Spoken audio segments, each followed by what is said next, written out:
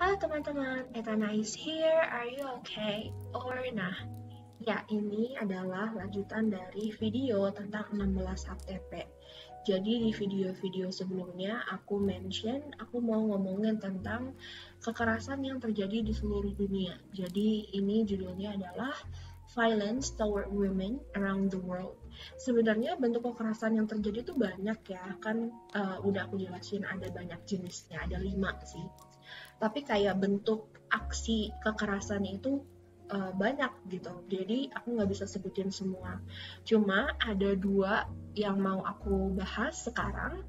Yang pertama itu adalah tentang honor killing. Ini tentang pembunuhan perempuan atas nama kehormatan, tapi aku mau ganti namanya menjadi femicide atau pembunuhan perempuan, atau bahasa Indonesianya adalah femisida. Terus yang kedua, aku mau membahas juga tentang missing and murdered indigenous women atau sebutan singkatnya MMIW, yang artinya pembunuhan atau perempuan penduduk asli pribumi yang hilang gitu. Jadi mereka entah diculik dan dibunuh gitu ya. Let's start one by one, shall we? Yang pertama dimulai dari topik honor killing. Seriously, sebenarnya aku benci nyebut istilah honor killing. Karena sama sekali tidak ada hal yang terhormat dengan membunuh perempuan di sini. Menurut pegiat dan akademisi yang fokus pada isu HAM, namanya Dexter Diaz dan Charlotte Proudman, istilah honor killing itu lahir dari kacamata si pembunuh, yang otomatis ofensif untuk korban dan kaum perempuan. Bahkan, Dewan Muslimah Kanada menyarankan femicide atau pembunuhan perempuan. Jadi ini nama yang benar. It's all in the killer's mind. They just want to feed up their own ego, their own selfishness. Mulai sekarang, jangan sebut atau jangan tulis istilah honor killing. Tadi aku kasih contoh aja, makanya aku sebutin, oke? Karena kata Diaz dan Proudman, dalam perjuangan ini, kata-kata memang senjata. Kita perlu menemukan kata-kata yang tepat, senjata yang tepat untuk melawan kultur persekusi ini, ya, atau kultur pembunuhan ini. Topik ini penting karena wanita itu mencari kebebasan. Namun, mereka dibunuh untuk sesuatu yang begitu kecil dan sederhana. Fakta bahwa di beberapa bagian dunia, kebanyakan wanita tidak memiliki jumlah hak yang sama seperti pria. Wanita yang mengalami hal itu seharusnya memiliki lebih banyak kebebasan, tapi sayangnya malah dibunuh. Harusnya pembunuhan demi kehormatan tidak boleh lagi diizinkan dan mesti dianggap serius. Ini aku kutip dari kompas.com, teman-teman.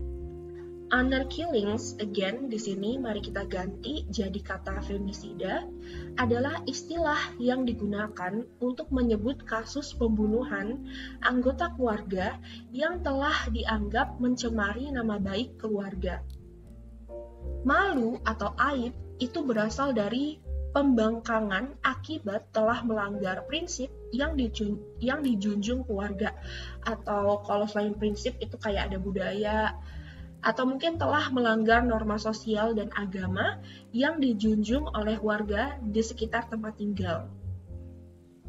Human Rights Watch mengatakan motif paling umum dalam femisida karena korban biasanya pertama, menolak pernikahan paksa, menolak berhubungan seksual di luar nikah.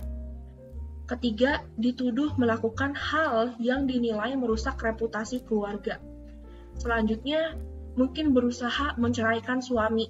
Misalnya, si istri itu berusaha menceraikan karena suka KDRT, atau suaminya selingkuh, atau menelantarkan keluarga, gak dikasih nafkah, dan sebagainya.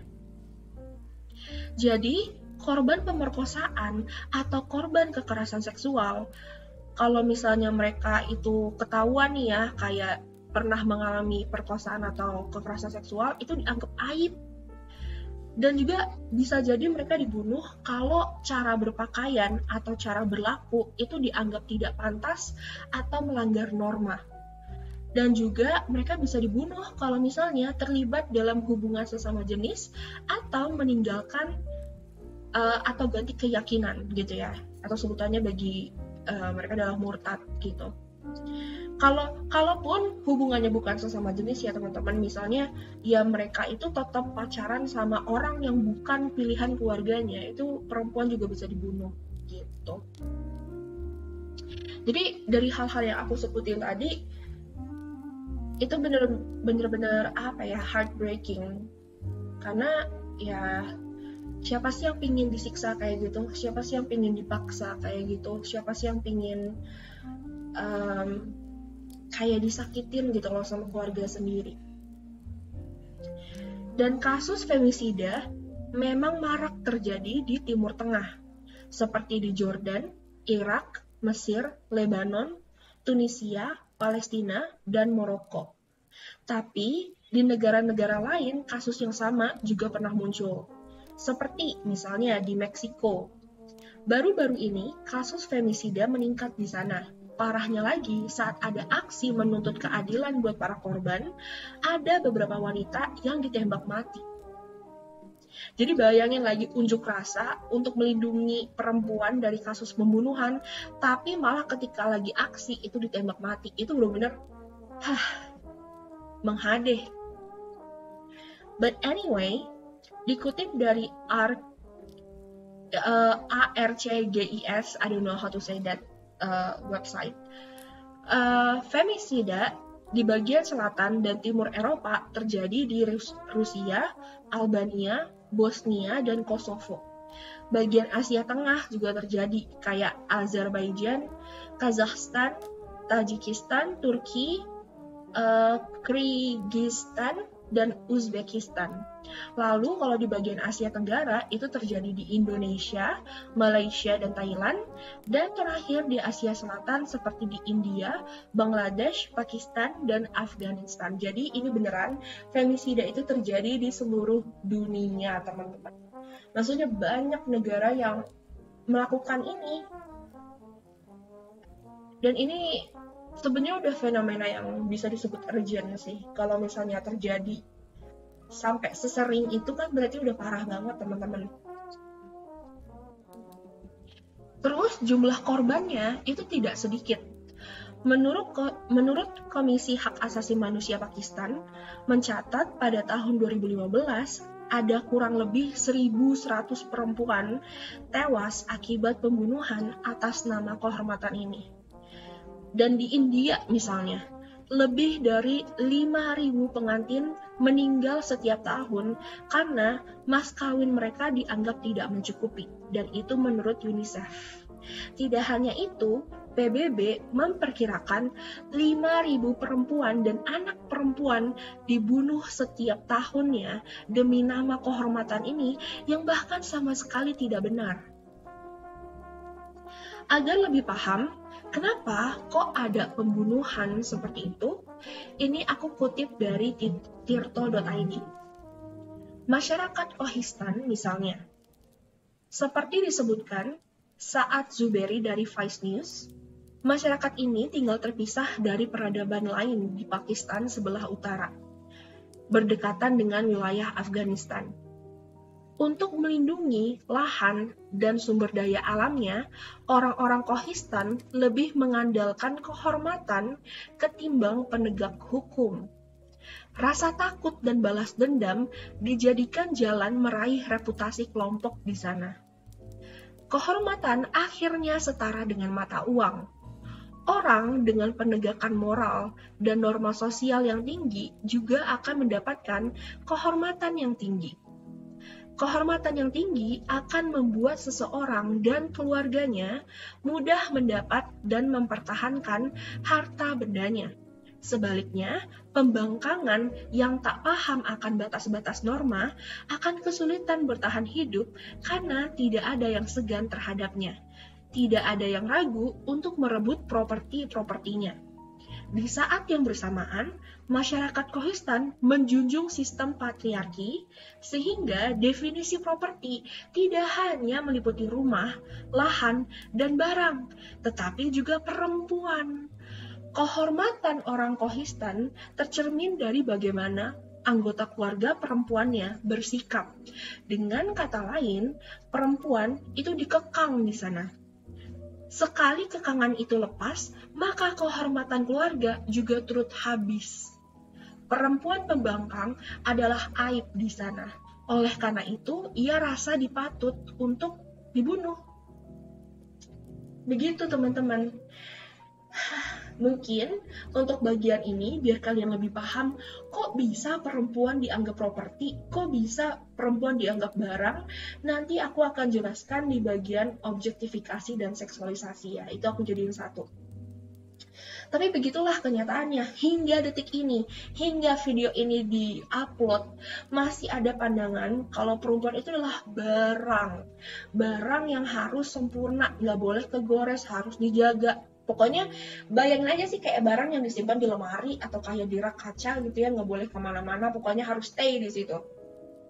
Ya itulah. Nanti aku jelasin lebih lanjut ya. Dan ini tambahan dari nationalgeographic.com. Menurut Tahira Shahid Khan, seorang profesor yang berspesialisasi dalam masalah wanita di Universitas Aga Khan, menurut beliau, perempuan dianggap sebagai milik laki-laki dalam keluarganya tanpa memandang kelas, etnis, atau kelompok agama mereka. Pemilik properti berhak menentukan nasibnya. Konsep kepemilikan telah menjadikan perempuan sebagai komoditas yang dapat ditukar dan dapat diperjualbelikan. Sedih nggak? Aku tuh jujur kayak mendidih gitu rasanya. Kayaknya bahkan di agama aku sendiri tuh harusnya nggak kayak gitu nggak sih? Maksudnya kita juga diminta untuk diperlakukan dengan hormat gitu. Tapi kok bisa ada orang yang melakukan the exact opposite of respect gitu. Ini benar-benar the lowest form that human can go. Kayak benar-benar parah banget perlakuannya. Fakta bahwa ini tuh sebenarnya apa ya, mindset yang zaman dulu banget masih sangat kental, dan I know it's not easy to change someone's mindset, let alone to change a whole village, ya nggak sih, kayak mindset seluruh desa misalnya. But it's still sad. Oke, mari kita lanjut. Ini aku pernah nanti aku misalnya kalau udah upload videonya, jadi kalian bakal lebih ngerti kenapa bagi aku itu membuat sedih dan juga bikin jengkel. Oke, fakta lain yang mengerikan, agar bisa lolos dari jeratan hukum, kadang eksekutor sengaja dipilih dari anggota keluarga termuda yang usianya masih anak-anak, sehingga dia tidak dapat diperlakukan layaknya kriminal dewasa. Dan lingkaran setannya itu terus bergulir, karena si pelaku di bawah umur akan bebas dan meneruskan tradisinya saat ia berkeluarga.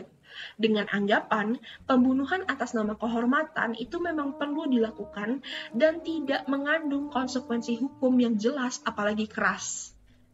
Sakit nggak tuh guys? Sakit sih. Jadi kadang pelakunya itu sengaja dipilih yang masih anak-anak, yang masih di bawah umur, di bawah 17 tahun, sehingga ya dia bisa bebas dari jeratan hukum, nggak akan dihukum, dan jadi akhirnya timbullah pikiran, oh kalau gitu berarti aku boleh bunuh perempuan dong, karena aku kan bebas, aku boleh ngelakuin apa yang aku mau gitu. Itu sedih banget ketika anak laki-laki dididik kayak gitu guys. And yes, patriarchy is cruel, and I don't understand why people see it as something good. Where? Di mana bagusnya? Yeah, they act as if by ending women's life, they will get the pride they are craving for. Seakan-akan kalau misalnya mereka mengakhiri hidup perempuan, maka mereka mendapatkan rasa bangga yang mereka inginkan. Aku nggak ngerti kenapa ada laki-laki yang merasa menang atau kayak puas gitu di atas kematian perempuan, dan kok bisa ada manusia yang menganggap kalau kamu tuh nggak pantas hidup karena menurut saya kamu nggak pantas. Itu aneh banget, nggak ngerti. Oke, lanjut ya. I hate the fact they do this because they think those women deserve it. Kalau ini masalah tentang si perempuan tentang si perempuan mempermalukan keluarga, harusnya mereka yang malu, udah renggut nyawa orang lain. Iya nggak sih guys? Anehnya nih ya, si eksekutornya atau pelakunya yang membunuh itu nggak ada rasa malu. Mereka tuh kayak ngerasa, oh ya udah, aku udah melakukan tugas aku kayak ngerasa udah menjadi sesuatu gitu.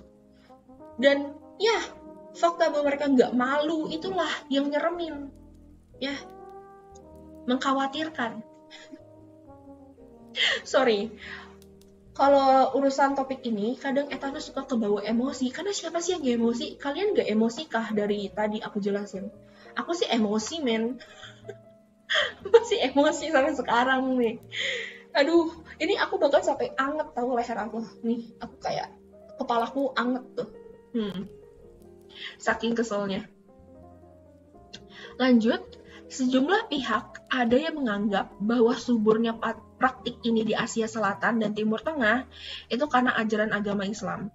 Tapi aku nggak mau generalisasi ya, bahkan di luar agama Islam pun juga melakukan hal ini gitu. Jadi kayak menurut aku ini nggak ada hubungan pasti sama agama. Dalam artian nggak cuma satu agama doang yang melakukan hal ini gitu. Cuma I just want to mention that because ya kita nggak bisa ignore ada hal kayak gini gitu loh.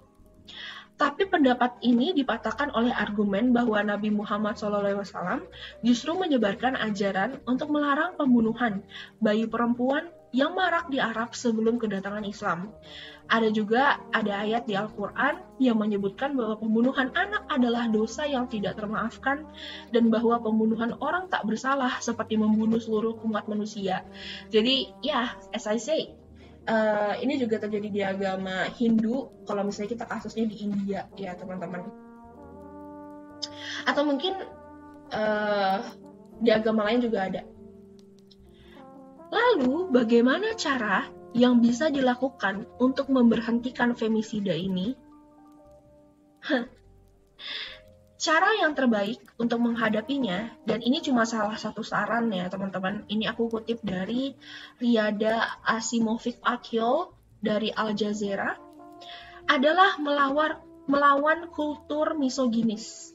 Yes, kita melawan kultur misoginis tuh kayak sebuah misi yang gimana gitu ya. By the way, ini ada suara yang lewat, please ignore that guys kalau kalian mendengar ya. Terus perlu ada usaha dari pemerintah setempat melalui institusi pendidikan dan sosialnya untuk menyebarkan pemahaman tentang kesetaraan gender dan penghormatan yang setara serta manusiawi bagi perempuan. Bukan penghormatan brutal yang mengekang alias penghormatan yang didefinisikan oleh kelompok-kelompok penjaga prinsip patriarkis. Selain itu, dikutip juga dari UNFPA, dalam hal hukum, harusnya ada hukuman yang lebih tinggi, termasuk hukuman mati untuk femisida. I know, ini kayak, lo tau gak sih, menurut gue at this point, kalau kita bahas hukuman mati ya, itu pasti akan bertentangan dengan HAM. Bahkan lately, kalau bisa aku share sedikit ya, bahkan Komnas Perempuan tuh dan para feminis juga ya sebenarnya menolak hukuman mati gitu. Karena hukuman mati itu memang ada downside-nya. Tapi kalau misalnya ini untuk urusan kayak ya ibaratnya you kill someone you also get killed ya.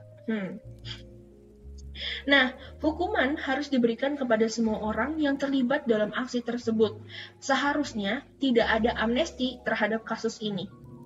Hukum negara harus didahulukan dari norma kesukuan. Jadi maksudnya hukum negara itu yang tertinggi daripada norma adat gitu loh guys. Tapi well di Indonesia you know right. Ada daerah yang begitulah. Nah, Dan perubahan hukum diperlukan harus dilakukan agar dapat mencampuri urusan keluarga bila perlu. Maksudnya gini, kalau misalnya perlu ada intervensi dari organisasi atau Komnas gitu ya, misalnya Komisi Nasional Negara lah gitu, untuk terlibat dalam urusan keluarga kayak gini, maksudnya biar jangan sampai ini perempuan dibunuh gitu loh sama keluarganya ya, mestinya diizinin sih. Nah, itu yang pertama ya teman-teman, tapi bentar aku mau cekin dulu berapa menit ya. Ya ampun 20 menit, oke kayaknya aku bakalan udahan apa? Tapi sayang, bentar lagi ya teman-teman ya, puas deh tuh, beneran kayak podcast. Oke, aku lanjutin aja. Ini yang kedua, tentang MMIW, perempuan penduduk asli yang hilang dan dibunuh. Sebenarnya, aku tahu masalah ini pertama kali dari nonton YouTube, dan itu pun sekilas, tapi aku ingat ya. Terus akhirnya aku ketemu lagi sama masalah ini di postingan Instagram. Jadi, apa sih itu MMIW? Ini adalah gerakan baru-baru belakangan ini untuk mengakui hilangnya dan pembunuhan perempuan dan gadis pribumi. Sebenarnya aku kurang suka sih sebut kata pribumi, tapi begitulah arti dari indigenous ya teman-teman. Atau penduduk asli deh tuh, penduduk natif ya. Ya, orang natif gitu. Banyak orang dalam gerakan juga memasukkan 2 orang yang menurut mereka tuh juga perlu dibawa dalam istilah ini ya. Meski gerakannya baru, masalah MMIW itu tidak baru. Di seluruh Kanada dan Amerika Serikat, wanita pribumi dalam jumlah yang tidak proporsional hilang dan atau dibunuh. Jumlah pasti orang pribumi yang hilang dan terbunuh menantang untuk ditentukan, karena banyak yang tidak dilaporkan dan media gagal memberikan perhatian yang layak untuk masalah ini. MMWI, kenapa jadi IW sih? What? MMIW kan? Ini berarti aku salah ketik. Ini aku salah ketik yang ini. Oke. Berkaitan dengan kampanye No More Stolen Sister. Jadi itu kampanye ya, No More Stolen Sister. Tidak ada lagi saudara perempuan yang hilang. Correct me if I'm wrong, but in my understanding, MMIW itu dari Amerika. No More Stolen Sister itu dari Kanada, gerakannya ya. Menurut Cultural Survival, di Amerika, perhatian federal Amerika Serikat terhadap krisis MMIW pertama kali itu tampak membaik ketika laporan penelitian NIJ 2016 tentang kekerasan terhadap wanita dan pria pribumi Indian atau Alaska di Amerika itu diterbitkan. Dari laporan itu, ada 1.542 survei telepon yang diselesaikan pada tahun 2010 dan menemukan bahwa lebih dari 84% wanita Indian atau Alaskan Native Amerika, sekitar 1,5 juta orang, mengalami kekerasan dalam hidup mereka. 67% mengkhawatirkan keselamatan mereka sendiri, dan 41% pernah terluka secara fisik akibat kekerasan oleh pasangan intim, atau mungkin stalking, dan kekerasan seksual. Simbol dari MMIW ini adalah tangan berwarna merah yang menutup mulut. Jadi kayak tangannya itu nutupin mulut gitu loh guys. Dan itu simbolnya ya. Tangan merah melambangkan suara perempuan yang dibungkam. Nah, sebenarnya kenapa sih mereka ini hilang dan dibunuh? Ini aku kutip dari theconversation.com. Semuanya berarah ke rasisme sistemik dan berbahaya. Selain itu, akar penyebabnya, meskipun secara luas mirip yang ditemukan di Kanada ya, itu juga tertanam dalam hukum Amerika Serikat. Jadi Amerika Serikat itu punya undang-undang yang usianya itu 1880 yang memungkinkan pelaku non-pribumi di wilayah pribumi pada dasarnya bebas gitu. Ternyata ada kesenjangan data dan konflik atas yurisdiksi, dan sebagian besar masalah itu karena pemerintah federal, negara bagian ya, atau suku dan tempat lokal itu berbagi tanggung jawab dalam banyak kasus ini gitu. Jadi ini aku kutip dari mana tadi, The Conversation ya.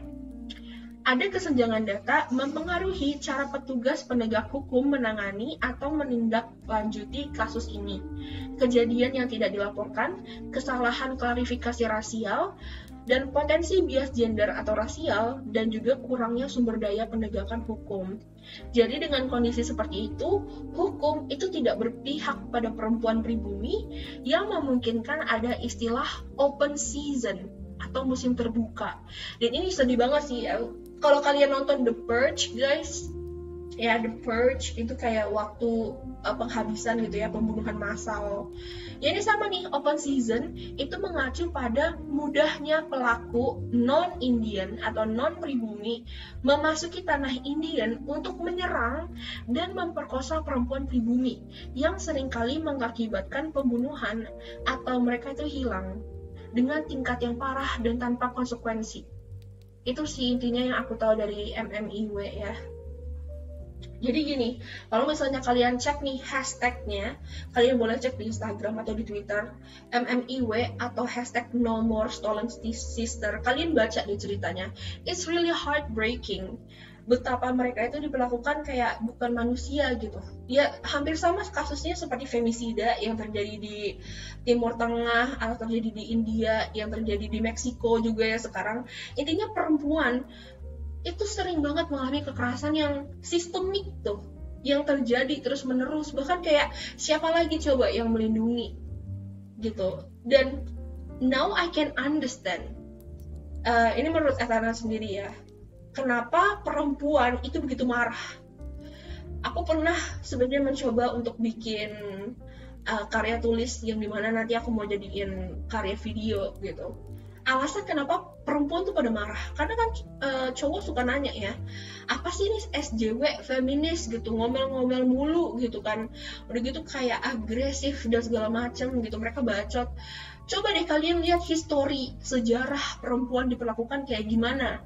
Siapa yang gak kayak kesel gitu atau kayak ikutan ngamuk rasanya.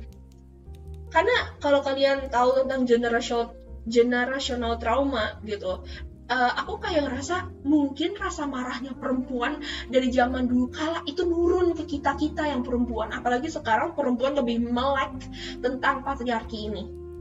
Fakta bahwa kita melek dan kalian cowok-cowok gak suka kita melek itu sangat menunjukkan betapa ya perjuangan kita itu masih ada di depan gitu. Jadi intinya ya itulah cerita atau kayak kasus-kasus tentang pembunuhan atau kekerasan terhadap perempuan di seluruh dunia. Dan aku harap apa yang kalian dapetin dari ini adalah ya seperti pesan aku di video yang awal, tolong jangan jadi pelaku kekerasan. Jangan jadi pelaku aja deh, oke? Jangan menormalisasikan kekerasan gitu loh. Kalian yang cowok juga ya, please banget deh, obrolin tentang kekerasan ini ke teman-teman cowok gitu. Maksudnya raising awareness among you guys. I mean, come on, please do better. Yeah, I guess that's all. Udah berapa menit nih? Oh my god. Oke, udah mau 30 menit. Kenyang. Ini harus jadi 2 video sih. Enggak deng. It's a good decision aku jadiin satu. Oke, kalau gitu akhir kata ya, mohon maaf kalau ada salah ucap atau salah informasi ya. Correct me if I'm wrong. If you do want to share your kind of thoughts atau kayak your opinion, your view, let me know in the comment. And I see you next time. Goodbye and thank you for watching.